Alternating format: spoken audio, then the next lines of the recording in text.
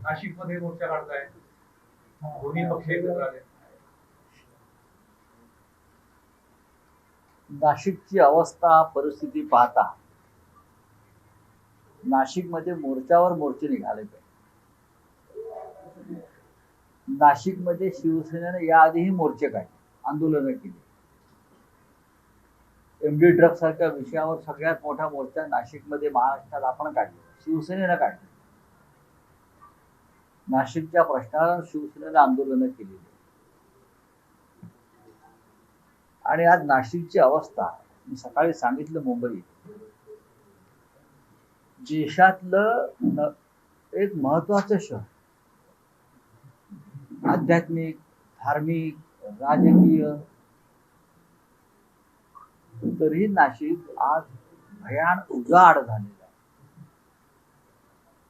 आहे. ठीक आहे, महानगरपालिका अस्तित्वात नाही, पण जे काही प्रशासन म्हणून जे कोणी बसवलेले आहे त्यांची जबाबदारी आहे. जे कोणी पालकमंत्री सध्या आहेत नाहीत, पण मंत्री तर आहेत ना. 4-4, 5-5 मोठे मंत्री, वजनदार मंत्री त्या नाशिकमध्ये असतात, राहतात, वावरतात. मग ते काय फक्त कमिशन गोळा करायला फिरतात काय? ठेकेदारांकडून, महापालिकेतून कशा करतायत मंत्री? काय करतायत? गुन्हेगारी वाढली, पाण्याचा प्रश्न आहे, नागरी सुविधांचा प्रश्न आहे, ड्रग्स हा अत्यंत गंभीर प्रश्न आहे नाशिकमध्ये. काय करताय गृह खातं? काय करताय? राज्याचे मुख्यमंत्री असलेले देवेंद्र फडणवीस यांनी विकासासाठी नाशिक शहर दत्तक घेतले आणि आपल्या या दत्तक शहराची अवस्था त्यांनी एकदा वेश पालटून रात्री यावं आणि पाहावं. आणि त्यांना सत्य खरोखर जाणून घ्यायचं असेल नाशिकचं, तर त्यांनी त्यांच्या लोकांबरोबर फिरू नये. नाशिक मधल्या विरोधी पक्षाच्या 4 प्रमुख लोकांबरोबर फिरावं आणि मग त्यांनी निर्णय घ्यावा नाशिकचं काय झालं. अशा वेळेला नाशिकमध्ये लोकांना जागरूक करण्यासाठी आंदोलन करणं हे बरोबर आहे. नाशिकची अवस्था नेपाळ सारखी झाली. नेपाळ झाली. तोच भ्रष्टाचार, तेच अराजक, तोच गोंधळ, तीच दादागिरी, तोच मस्तवालपणा इकडल्या सत्ताधारामध्ये आणि प्रशासनात दिसल्यावरती महाराष्ट्रातल्या आज माझ्या विरुद्ध गुन्हा दाखल करायला गेलेले आहेत ते शिंदे गटाचे लोक. काय माहिती आहे ना, मी असं म्हणालो की महाराष्ट्रामध्ये नेपाळ सारखी परिस्थिती निर्माण झालेली आहे, यात गुन्हा काय दाखल करायचा? नेपाळ मधलं आंदोलन युवकांचं हे भ्रष्टाचाराविरुद्ध झालेलं आहे. हे आंदोलन भ्रष्टाचाराविरुद्ध आणि महाराष्ट्रात नेपाळपेक्षा जास्त भ्रष्टाचार. अशा वेळेला माझ्या विरुद्ध गुन्हा दाखल करण्यासाठी ते पोलीस आयुक्तांना भेटतात. करा गुन्हा दाखल, काय हरकत नाही. म्हणून का परिस्थिती सुधारणा आहे? जे सरकार, जो पक्ष भ्रष्टाचारातूनच निर्माण झालेला आहे घटना पाहिजे पद्धतीने, त्यांच्यावरती आम्ही हल्ला करणारच. नेपाळ हा एक पॅटर्न झालाय लढण्याचा, क्रांतिकारकांचा, क्रांतीचा. नेपाळला झालं, परवा फ्रान्समध्ये लोक रस्त्यावरती उतरले. लोकांनी का रस्त्यावरती उतरू नये का? काय ठीक आहे, नाशिकला आम्ही आता मोर्चाला जाऊ सगळे.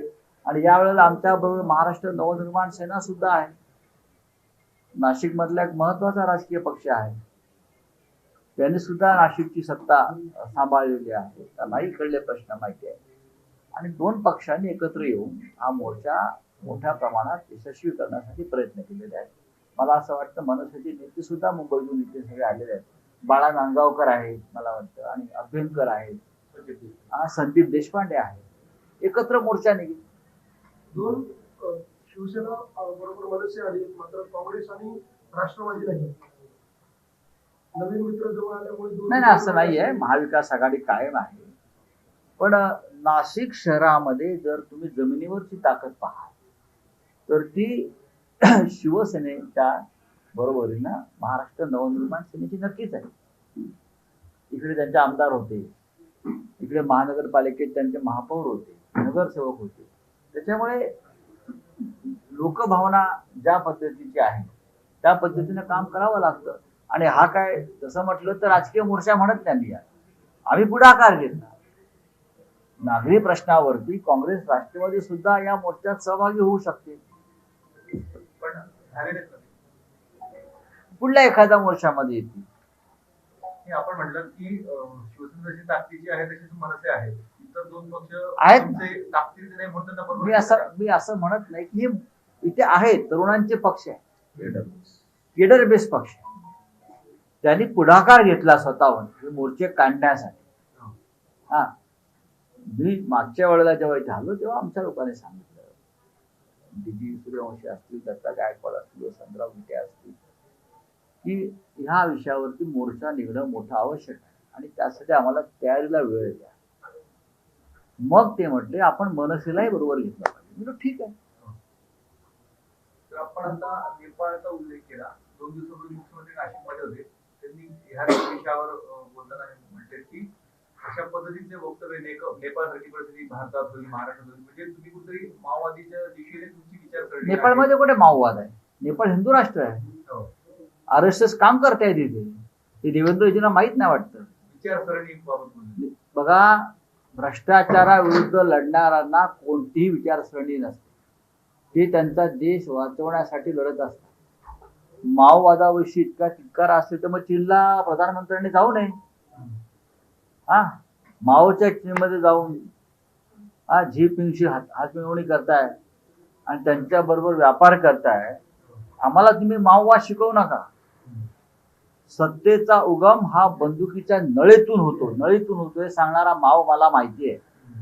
हा कदाचित देवेंद्रजींना माहित नसेल. माझ्या इतका त्यांचा अभ्यासक कोणी नाहीये या विचारसरणीचा. तर या विषयावर माझी त्यांनी डिबेट करू नये.